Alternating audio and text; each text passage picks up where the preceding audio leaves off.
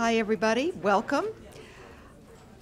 For those who don't know me, I'm Dorothy Chansky. I'm the director of the Humanities Center, and I am delighted not only to see so many people here, but to see so many new faces here. Those who either read our advertising or who have been here before this year know that our annual theme, we have a theme every year at the Humanities Center. This year's theme is food and what? Food and literature, food and culture, food and tonight tourism, food and place, food and sustainability, food and disorder, food and taboo, food and agriculture, you name it. We have one more talk this year, which will be on Thursday, March 29th, at which time the speaker is the renowned food writer, Ruth Reichel. And there's a connection between Ruth Reichel and tonight's speaker, Roger Porter, and that is that Ruth Reichel wrote the introduction to one of Roger Porter's books that he co-edited, and it's called Eating Words, a Norton anthology of food writing, and you can take a gander at that at your leisure after the talk. Roger Porter he's a little bit of a liar. He told me he was emeritus at Reed College, and in point of fact, they couldn't really let him go. So he's still teaching there in the English department, a kind of humbling array of classes ranging from Shakespeare to autobiography to food and culture kinds of topics. He is himself I don't know if we use this term, decorated food critic. Not decorated because he spilled stuff on himself, decorated because they like his writing. And I think at this point, I'm gonna let him just strut his stuff. So without further ado, Roger Porter.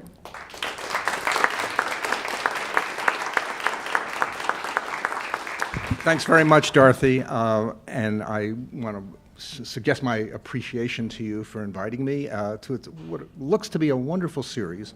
I'm very impressed by the lineup you have. It's great.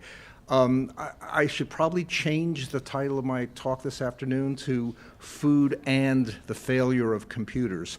I had, with great effort, put together some wonderful film clips of Anthony Bourdain from several of his shows, one on food pornography, and my computer simply died this afternoon, and I cannot show that. So it's going to test my verbal acuity to somehow represent those clips in language. So I'll try my best at the appropriate points in the talk.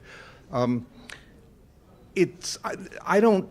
actually don't teach a course in food culture.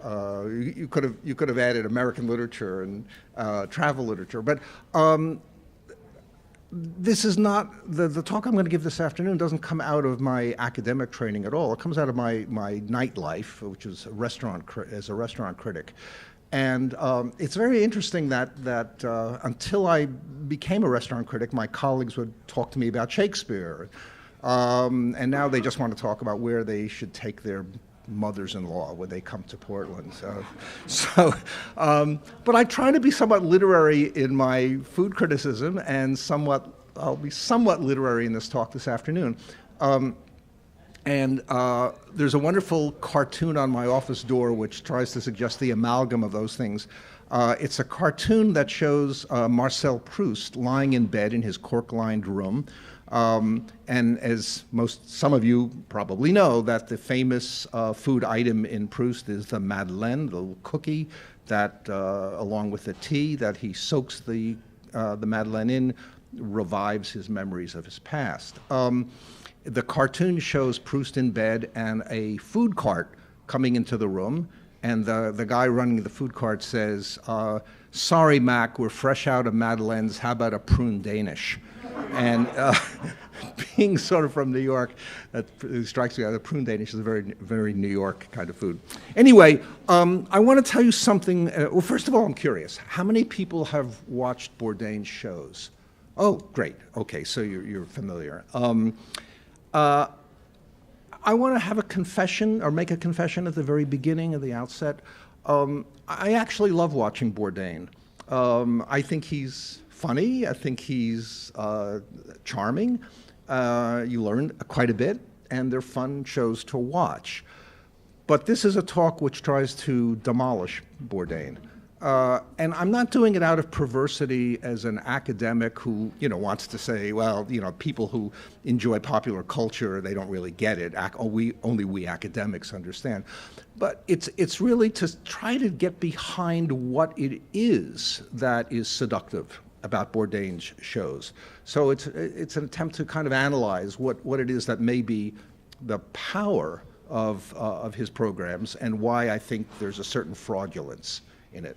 So anyway, in my talk today, I want to look at the famous food traveler and TV commentator Anthony Bourdain, whose personality and writings, but especially his career as a host of a program inducing viewers to the foodways of countries throughout the world, have made him a controversial figure. Bourdain joins a growing number of well-known chefs whose expertise with the media have brought them greater fame than their own restaurants ever gave them. But unlike such culinary figures as Emeril Lagasse, known partly for his phrase, "take it up a notch," referring to the pungent addition of chili or garlic, or Mario Batali, known as Molto Mario, or Rachel Ray, all of whom established their reputations on the TV's Food Channel, Bourdain, who was once a restaurant cook but long ago gave up that work, is what we might call not a celebrity chef, but a celebrity eater.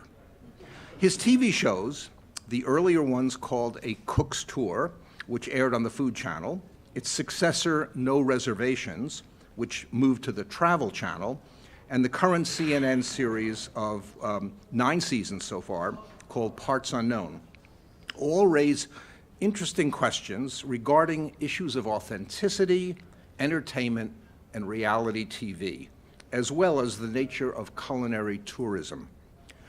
Bourdain, who for each show visits a foreign country or occasionally a state or even a specific city in the US or abroad, takes the viewer on a tour of restaurants and homes where his hosts and their families cook for him, with the intention of revealing what in his eyes is distinctive about the meals and the modes of food preparation in that place.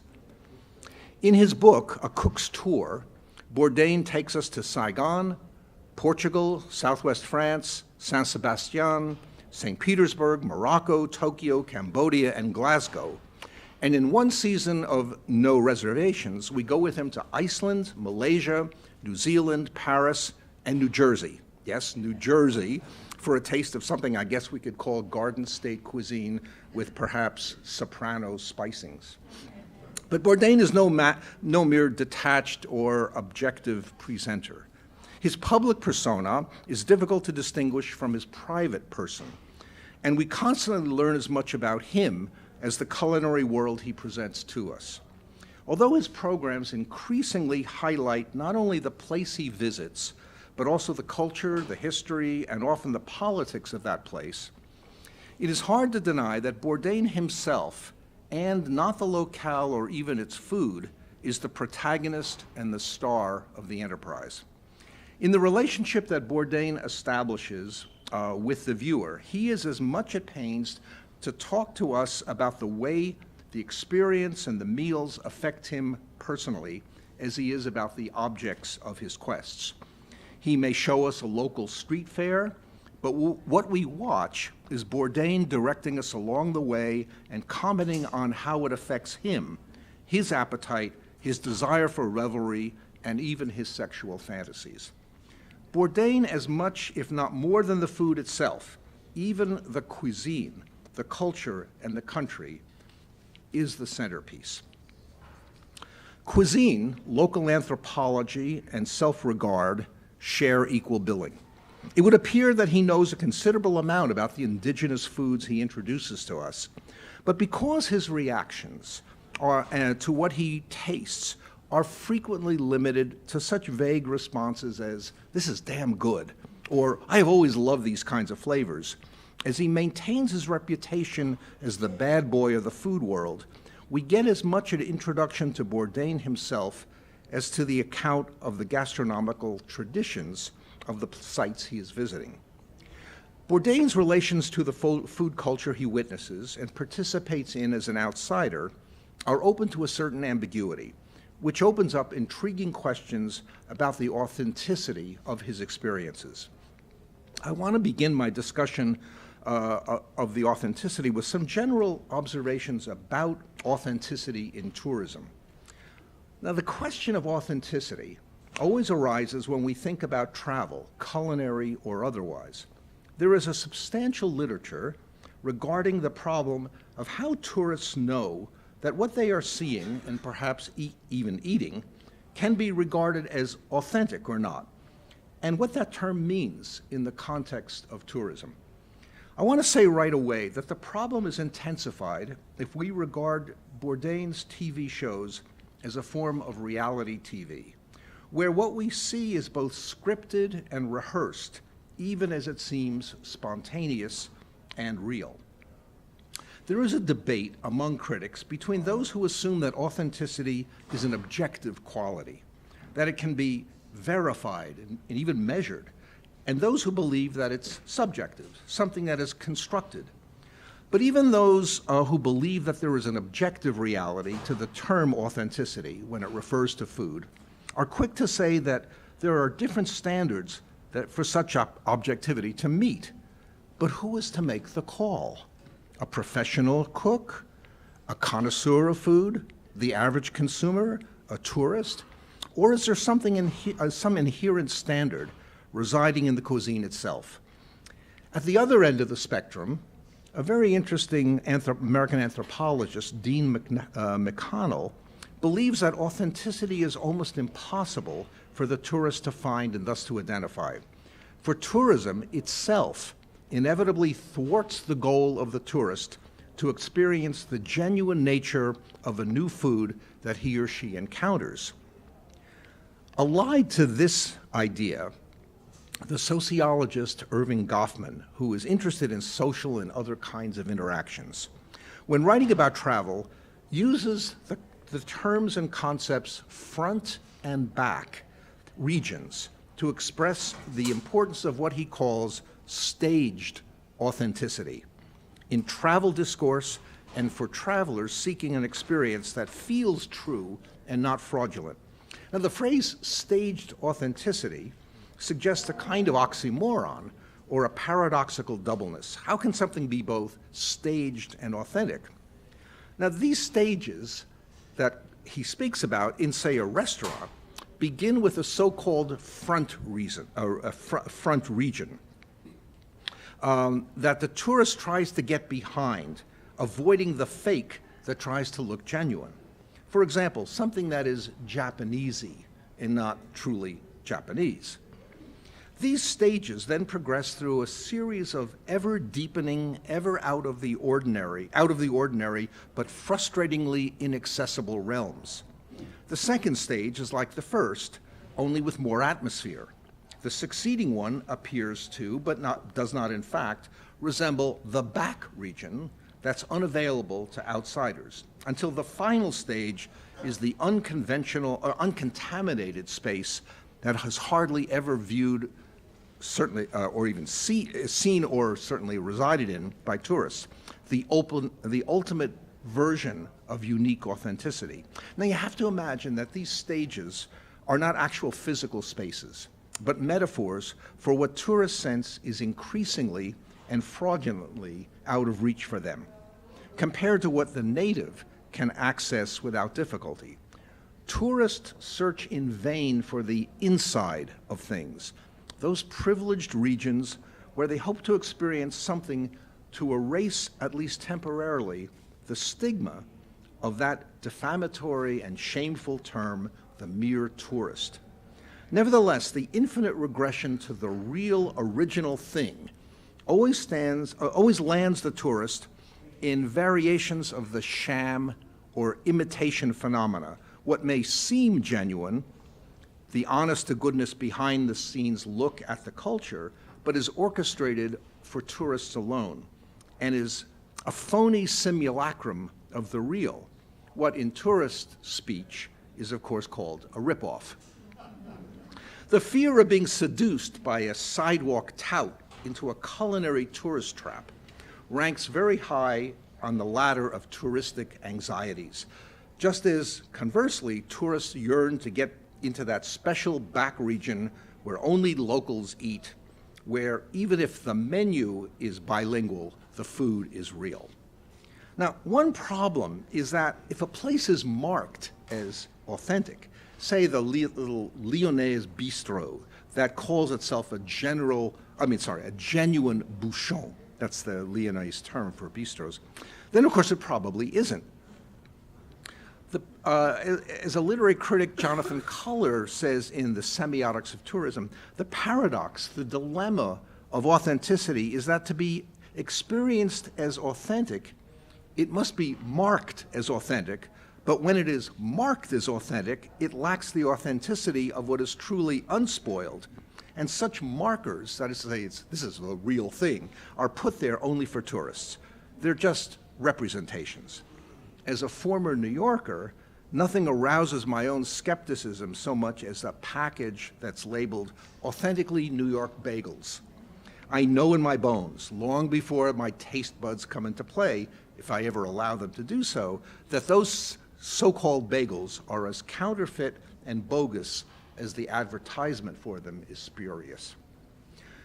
Okay, so no one has, I think, so pointedly made a career of seeking the gastronomical authentic as Bourdain.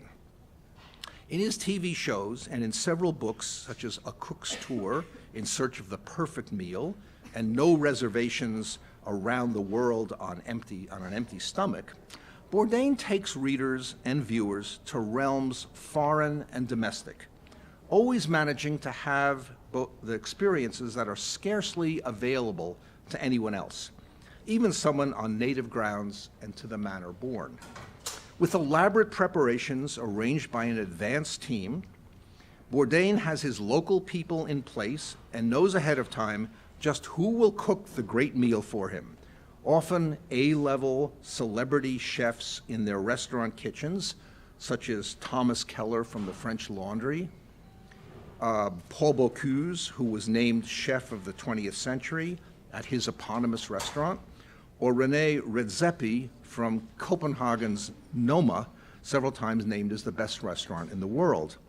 At other times, an extended family setting out a splendid spread, say in the garden or on the patio of their hill town in Sicily, will make dinner for Bourdain.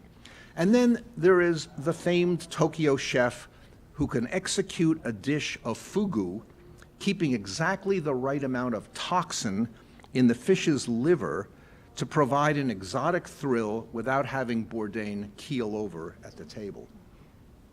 For his TV shows, Bourdain has a team of cameramen and sound technicians who stand ready to film and record all of this without appearing to intrude on the proceedings. In such a context, where the medium frames everything, authenticity has to be a problematic term. Bourdain has argued we don't want to manufacture a scene, but any claim for spontaneity is bound to be questioned. My point is simply that Bourdain's privileged role and his dependence on an infrastructure, logistics, and an agency that TV production provides, as well as his food world friends who give him privileged access, render questionable the very notion of authenticity. Now, we need not deny that Bourdain may establish sincere, perhaps intimate relations with some of his local food guides, the owners of the restaurants, or even his hosting families. But to say that is nevertheless to question, I think, the concept of authenticity as far as a viewer is concerned. The compromises, given that how the TV medium itself constructs the concept, calls everything into question. What we regard as authentic and real in the exotic food cultures he demonstrates to us depends to a great extent on our submission to Bourdain's operations of fantasy. I have no doubt in Bourdain's eyes that authenticity is grounded in his own perceptions, the tourist with access to the famous backstage. But whether authenticity is so easily achieved in our eyes may be something else. Now, it's at this point that I wanted to show two film clips. So I'll have to kind of walk you through them verbally. One, they're both from Lyon, the French city, which in some people's eyes is has the best food in all of France. The first clip has Bourdain walking along with his friend Bill Buford, who is a rather well-known New York food writer who spends a great deal of time in Lyon.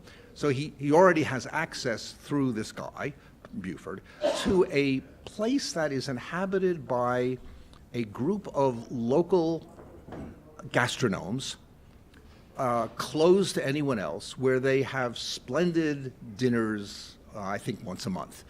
And Bourdain is introduced to this, and you realize that nobody else could get into such a place. And there's a very poignant moment. I don't know whether it must have been intended. At the very end of the clip, you see two very American-looking tourists looking in at this restaurant, the special occasion in the restaurant, and they're looking in with envy. I mean, they obviously can't get in. So it's a lovely moment of this just what I've been talking about. The other clip is Bourdain having dinner at the Paul Bocuse's restaurant, which is an extraordinary temple of food, and he is escorted at the table by Monsieur Bocuse, who is in his late 80s, I think, at the time. And Bocuse brings out the most unbelievable dinner for him. It's 15 dishes of all his famous hits over the years. And nobody could have that kind of access unless somebody like Bourdain. So you already see that he's getting this kind of privileged kind of treatment. In a long profile on Bourdain in The New Yorker, Patrick Keefe, who accompanied Bourdain on several of his shootings, waxed enthusiastic. He said, "A ride along with Bourdain promises the sidekick an experience that in this age of homogenized tourism is all too rare. Communion with a foreign culture is so unmitigated that it feels practically intravenous." Wonderful statement. But that communion, as I've been saying, is prearranged, planned, recorded, and of course surrounded by commercial messaging. Because Bourdain's primary job is to create fantasy and entertain, we can never be sure of how much he says that provides actually deep insight into the foods of a region or country, and how much is there to make us wish that we, mere voyeurs, were by his side as fellow eaters. It also suggests that he becomes the commodity trumpeted by his program as much as does the food itself. With Bourdain, the meaning of an experience cannot be separated from the apparatus his complex production force employs to signify how he functions as an outsider become an insider. Within that context, everything is a high-level performance operating to endow him with social power and cultural capital. As we shall see, this can sometimes put him at odds with another side that he likes us to think about, which is Bourdain as the common democratic man of the people. I'll speak of that a little later. So what is precisely the attraction of watching Bourdain's TV shows and reading his graphic descriptions of dish after dish? We are all, after all, merely watching or reading about food, so any sensual experience cannot include taste in the sensory sense of that word. Reading or viewing what for us are only vicarious experiences is a form and act of sublimation, most likely compensation for what we do not and cannot have, desire half satisfied without expense, trouble, or guilt. We are given reproductions of the food, not so that we would want the original, but rather so that we will no longer feel the need for the original. In his books and shows, Bourdain talks endlessly about food porn, the pictorial and verbal depictions of food that make the taste buds explode with pleasure images as alluring in their voluptuous pleasure as a Victoria's Secret catalog. Bourdain himself has emphasized gastro-pornographic images on the Food Channel, and in the photography of his own shows, as well as in the sensuality of his prose, we have close-ups of pulsating ingredients, oozing flesh, chocolate dripping down his lips, tight-in shots of Bourdain himself moaning with pleasure. But the pornographic is captured not only in the rapture of the eating, or more properly speaking, in our voyeurism of that pleasure. It adheres, as with all pornography, in the way our desire is aroused and frustrated, how we are simultaneously enticed and kept out. Bourdain is there in our stead, and the more he seduces us with what he is eating, the more we are reminded of our absence and made aware of our envy. Food travel in Bourdain's mode is a gigantic tease, and the pleasure we get from it is the questionable hedonism of titillation and deprivation. And it's this moment that I had some film clips of Bourdain moaning and groaning and speaking with no inhibition whatsoever about the orgasmic nature of food, and of course making all kinds of connections between food and sexuality. And it's, maybe it's too early in the afternoon to have shown that anyway. So Bourdain's appetite is immense, and we are meant to stand in awe of it. He may describe every tapas, or pincho as they're called in Spain, on a San Sebastian counter, or every scarcely recognizable ingredient at a Hanoi food stall. But dishes always take the back seat to the phenomenon of Bourdain desiring, Bourdain eating, Bourdain emoting.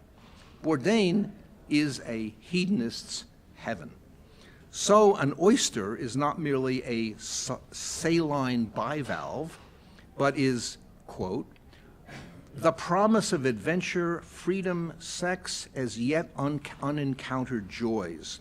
And in a Saigon central market, quote, everything is brightly colored, crunchy, exotic, unrecognizable, and attractive.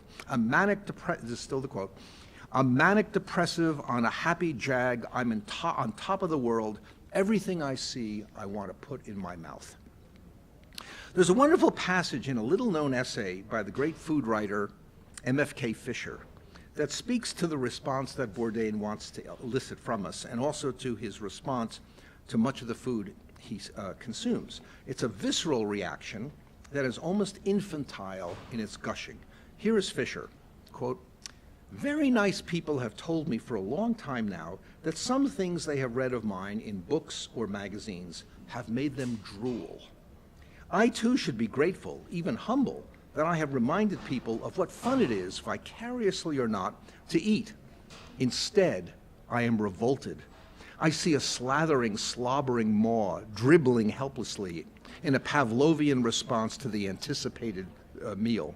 It drools, and drooling, not over a meaty bone or a warm bowl of slops, is what some people have done over my printed words. I feel grateful but repelled.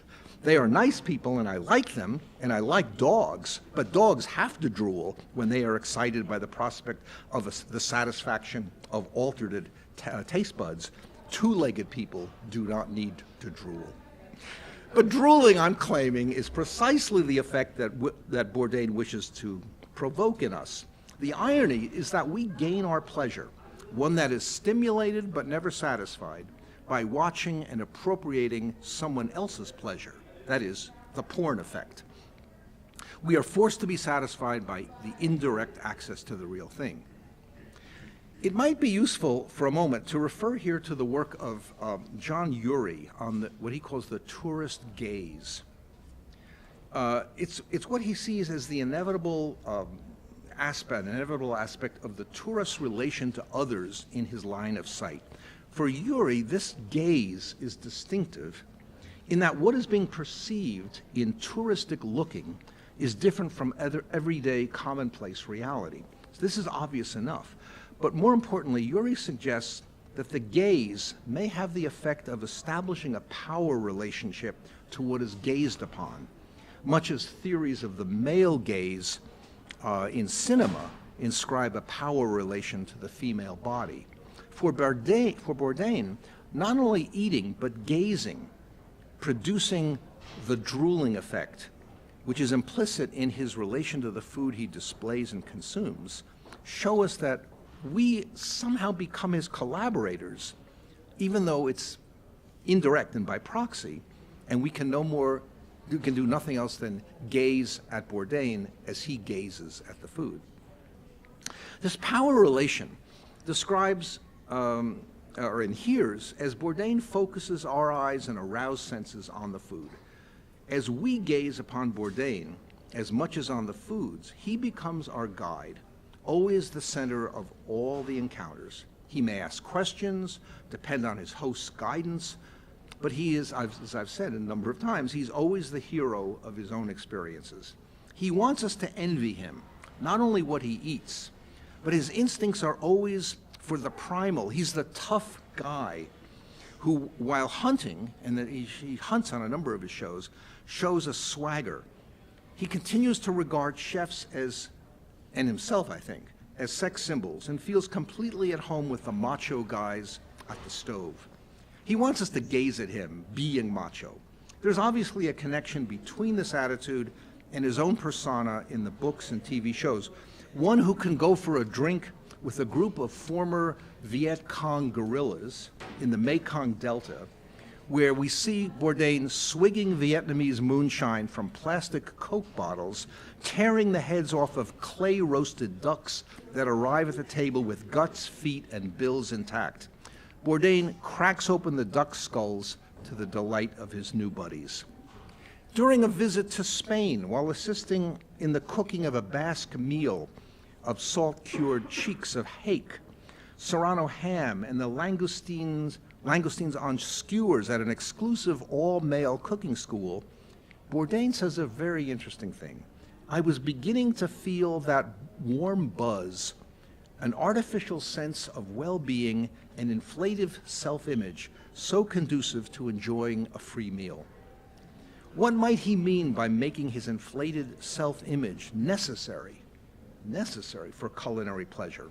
I suspect he imagines that he must be worthy of having all this food made for him and available, something others will fall short of.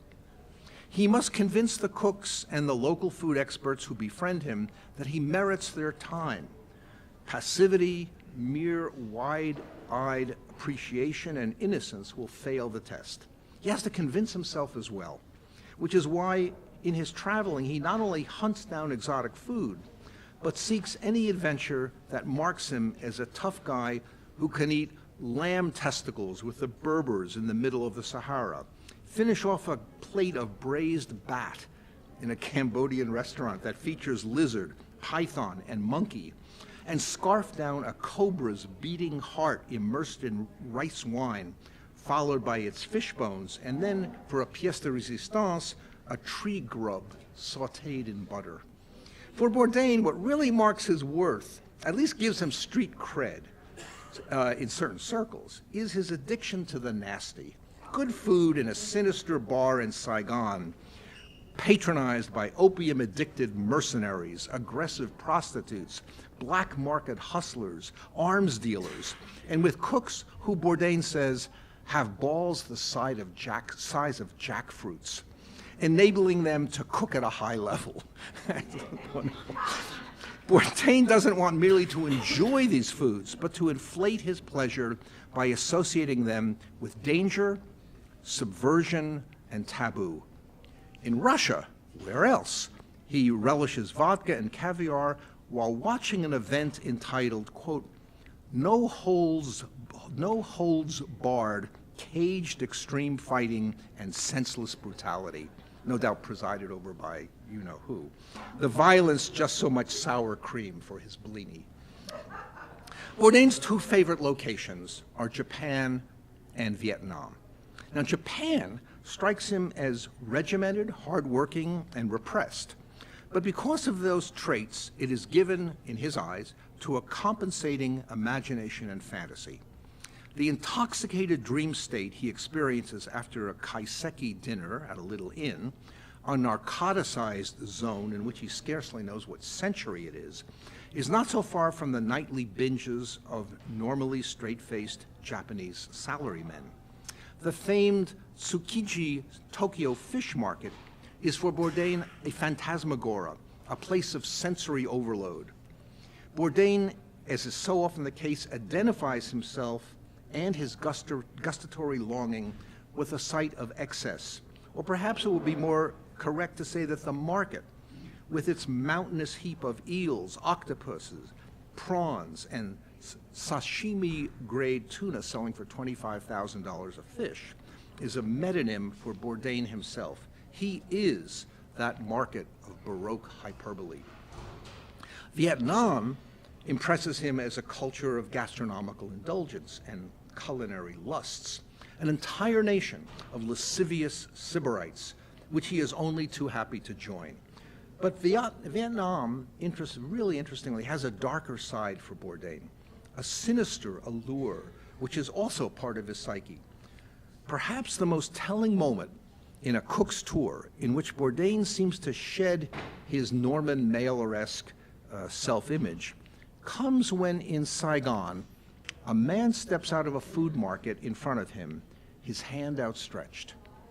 The man's face is nothing but scar tissue, without lips or nose or discernible mouth. He appears to be a victim of napalm. And Bourdain is overcome not only with revulsion, not only with his guilt and remorse for the consequences of the Vietnamese War, but with a sense of grave doubt in which food, taste, and TV suddenly pale into insignificance. He says, and this is so uncharacteristic, I am suddenly filled with self-loathing.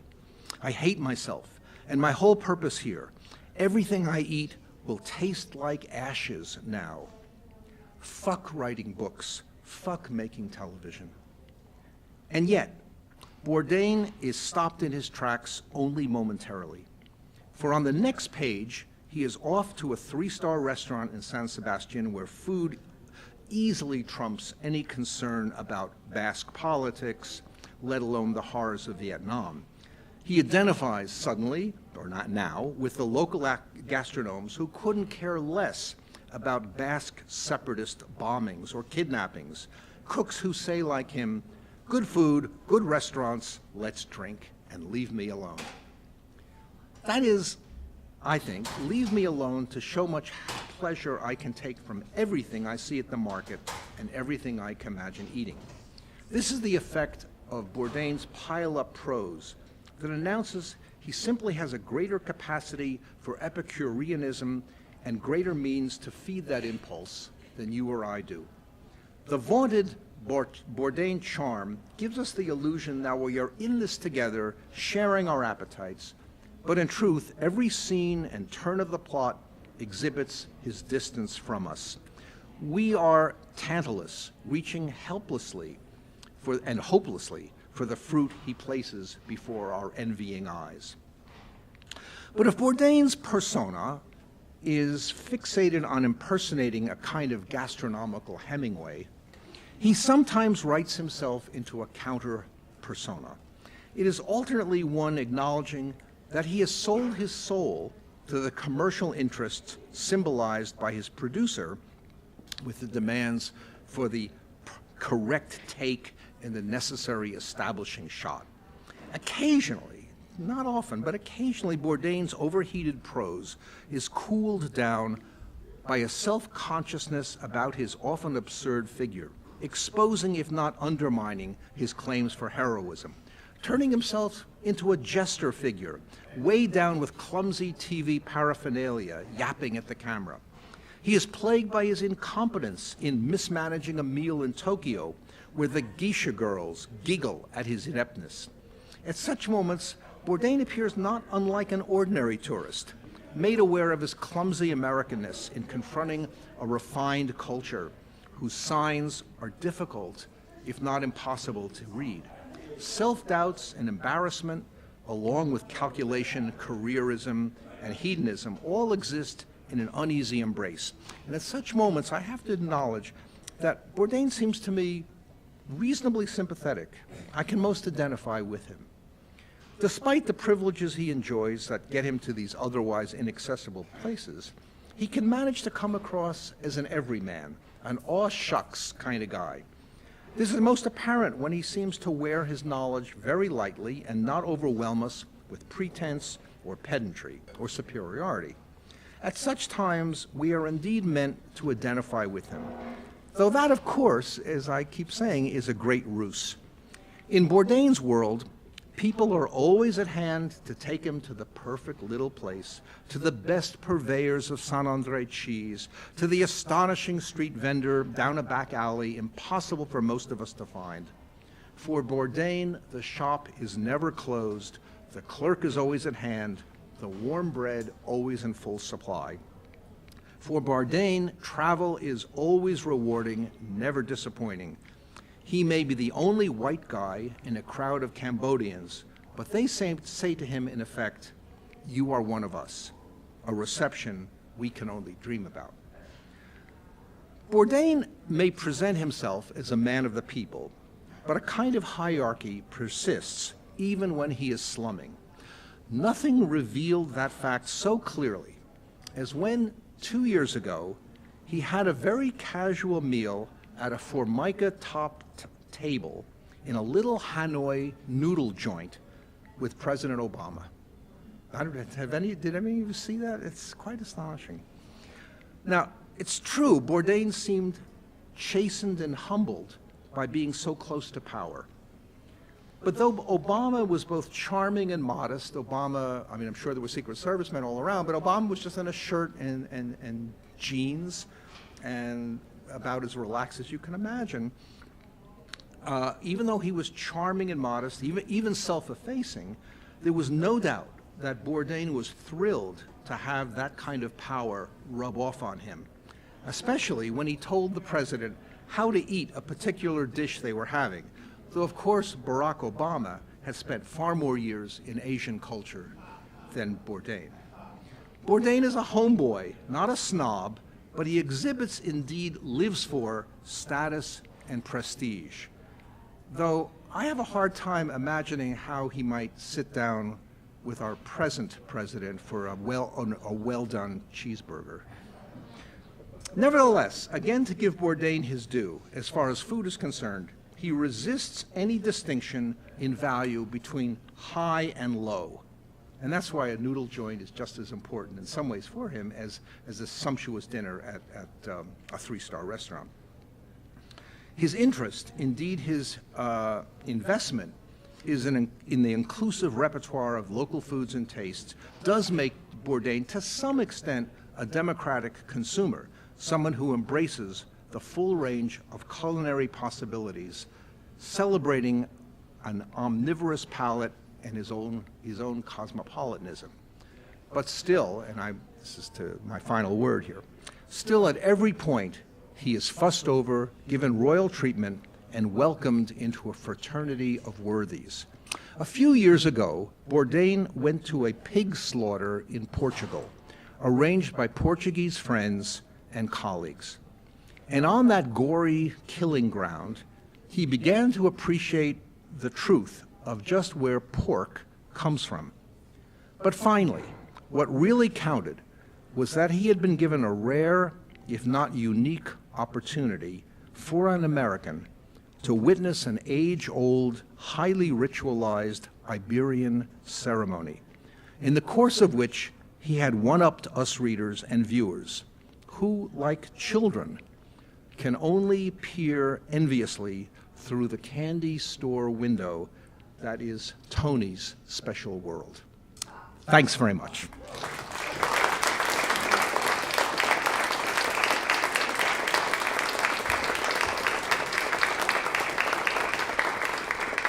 And I'll be happy to take any questions you may have or engage in any conversation with you about any of this.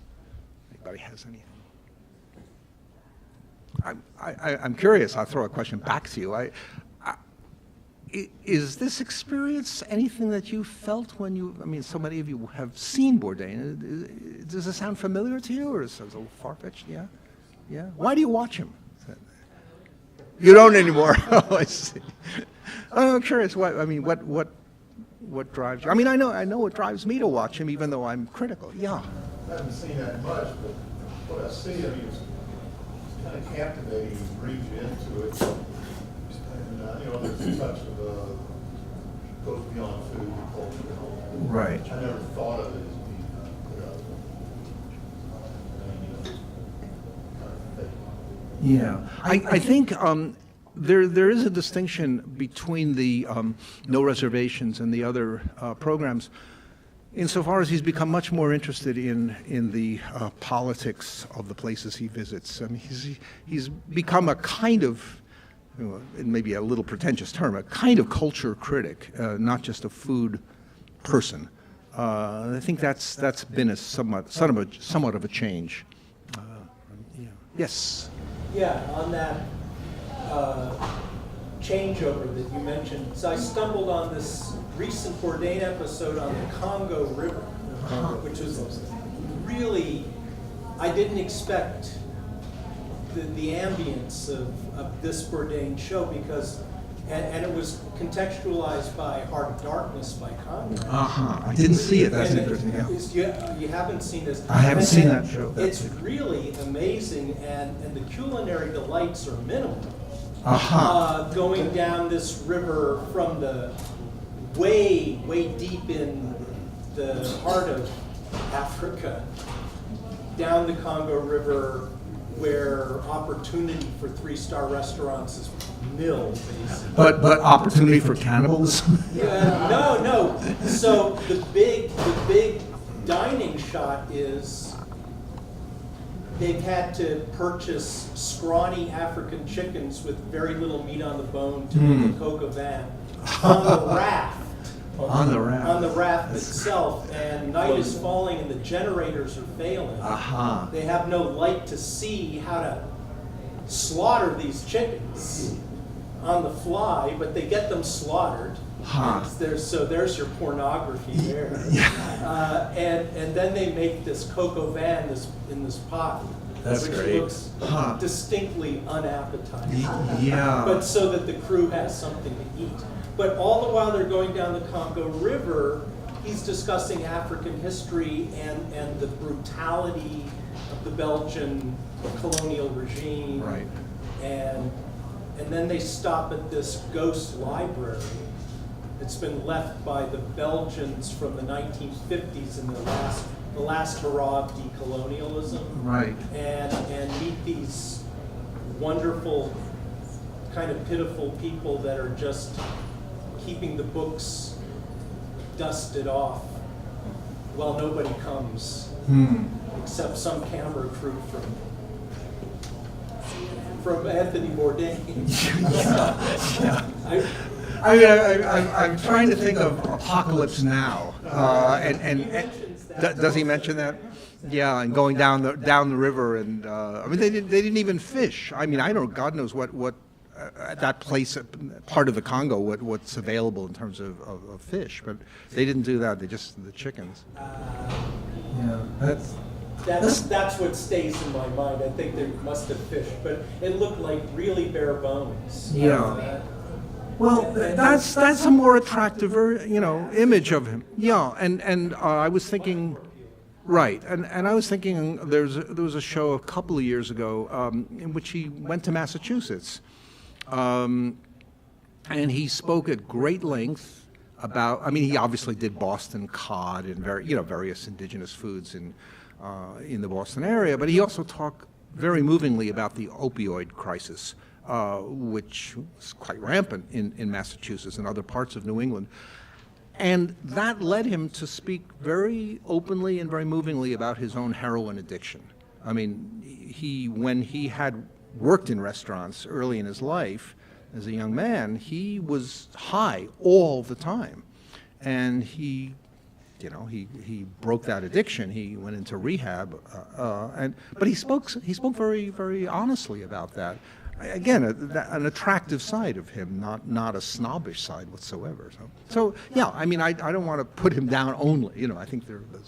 Yes. I thought the reference gastronomical Hemingway is very good. I think it's a good parallel. And I was going to mention the Congo episode as well. That's what I was thinking. But as one who's followed the show, both parts unknown to what it is or what it was before, Yeah. it does seem as though there is a much stronger political commentary.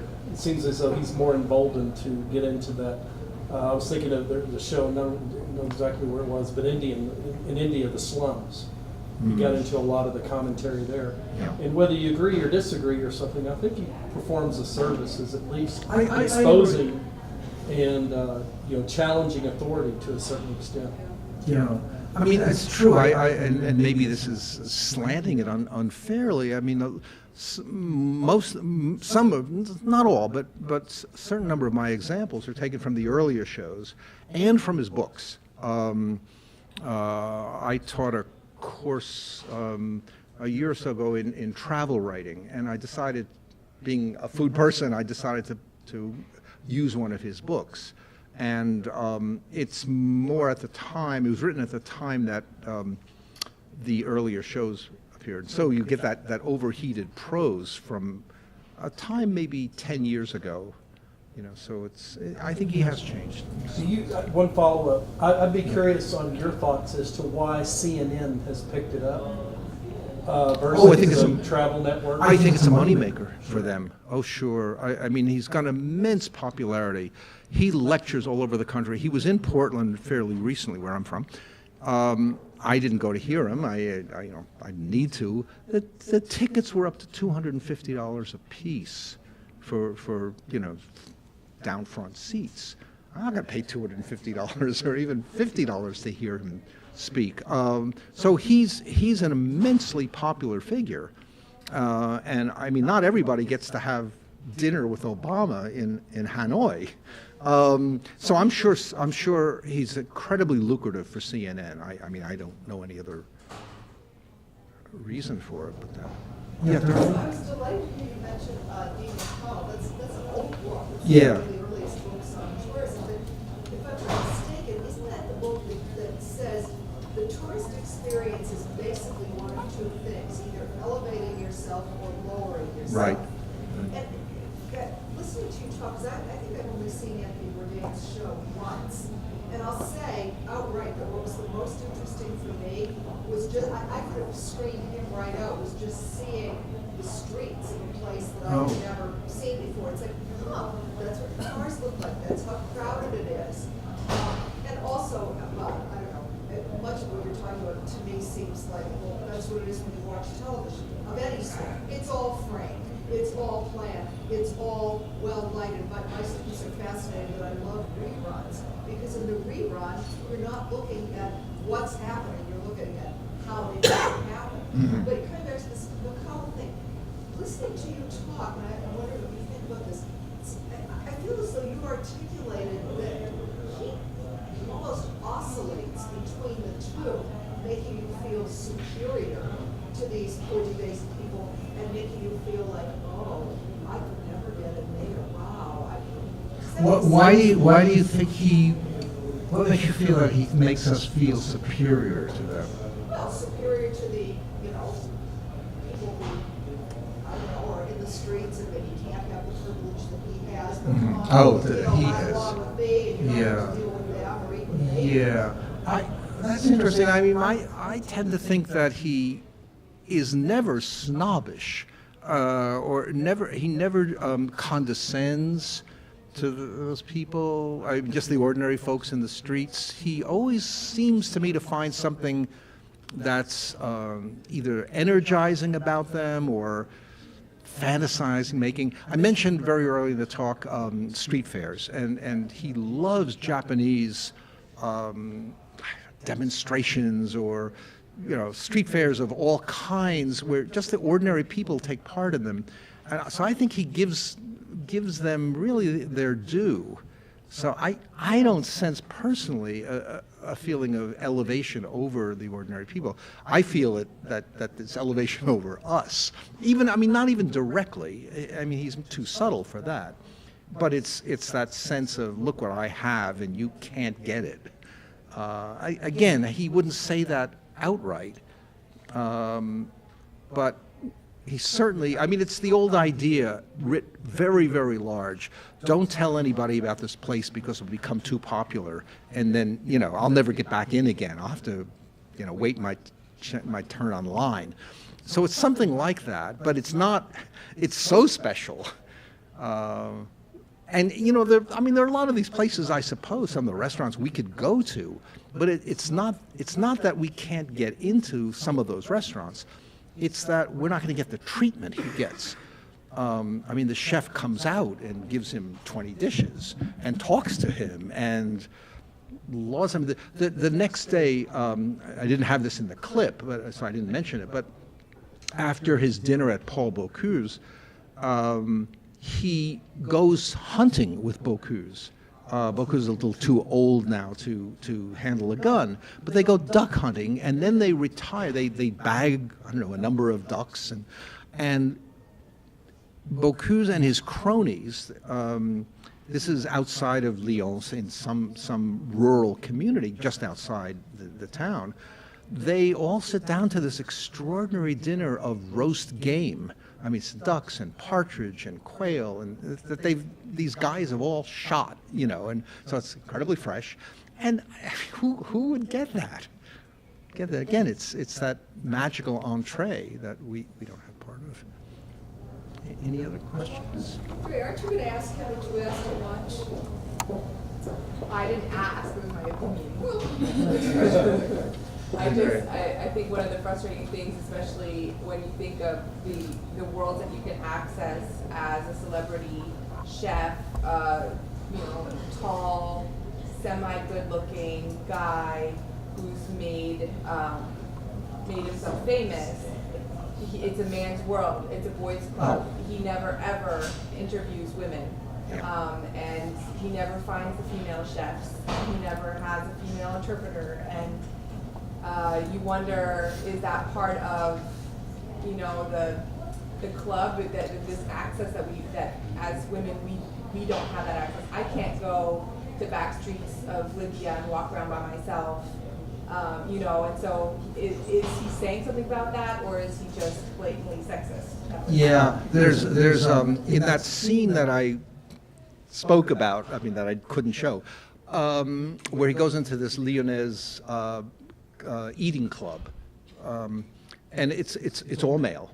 And Bourdain says, you don't have women here. And they say, oh, no, pas de femme. And he says, well, and they say, oh, well, there is a women's club somewhere else in town, but they look very disdainful, as if we can't take them seriously. And does he go there? No, not in the show. He goes, no, he certainly, well, I don't know if he'd be allowed into an all-women's club. But the other thing you said at lunch, which I thought was we were talking about this, is there are occasionally women, but they tend to be, they fulfill stereotypical roles. Grandmothers at the stove, who when he goes to somebody's home, it's always the grandmother who doesn't need to measure. She never talks. Oh, of course not. No. They talk for her. Yeah. You're totally right. David, were you going to say something? Well, I'd like to hear about the distinctive food in Portland, Oregon. Could you tell us something about that? Well, you know, it's salmon. Well, Portland has wonderful natural resources. It's a bit like Burgundy in France. Wild mushrooms, the best berries in the world, extraordinary, short season in the summer, and it's the highest production of hazelnuts or filberts anywhere. Great pasteurized lamb. It was really, the Northwest was really the first place in the country that made a lot of to-do about farm to table. There are in the summer, there are lots of local farms that put tables out in the pasture. And you go early, you get some wine, and you walk around with the farmers, and you see what they're doing in the fields, and then you sit down in the pasture at tables, and the food is partly from that particular farm, and and of course it's great wine. It's great Pinot Noir country. So yeah, it's a food paradise, and as I said, I was very fortunate to start doing restaurant reviews at the time that Portland became a really good food city. One of the things that's very nice, there's a big food cart culture, very much like Austin in that regard. And the city has been extremely enlightened about letting people have carts. I mean, it's total international, and they cluster into groups called pods. So a pod may have 10 food carts, and the only problem is that it rains all the time in Portland, and so it's very hard to eat outside. So some of these places have put up awnings and various things like that, but it's been very enlightened because the city has made it extremely easy to start these food carts, and then a lot of these people who are very successful go on to bricks and mortar places. Anyway, it's been a terrifically, along with Seattle, been a very, very good food center, and people take it seriously. And the other thing about restaurants is that it is a highly uncompetitive profession in Portland, enormous cooperation with people in restaurants. So it's kind of cross-fertilization. So, yeah. Hi, I'm a student. Just a quick question. So going off of what she had to say, if the host, Anthony, was someone like a foreigner or someone of color, would the social hierarchy still be there? Like, what do you think? It's a very good question. I'm not sure. I'm not sure how to get at that. I mean, I sometimes think, I haven't worked this out very much in my mind, but I sometimes think there's a kind of neo-colonialism to Bourdain's attitude towards other cultures. I mean, both exoticizing them, which is a very neo-colonial or a colonialist position, and being, saying that somehow he can participate, but I mean, he can't really, yeah. Okay. Thank you. So we have our traditional Humanities Center thank you gift for our speakers, and I'll ask you to open this and Right here? take a look right here. Right here. Is it edible? Well, that depends. We'll see how adventuresome he is as an eater. Oh. But if you eat it, you can't take it home.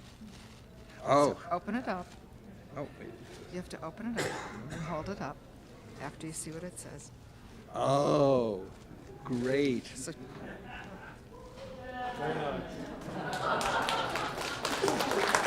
That's lovely, Dorothy. It's very funny. A couple of years ago, I made a decision not to go to conferences in cities that I didn't want to be in anyway. And so I said in a kind of snotty way, I'll go to a conference in Paris, I'll go to a conference in London, I'll go to a conference in New York. I did not say I would go to a conference in Lubbock, but I am so glad to be here. So anyway, thank you.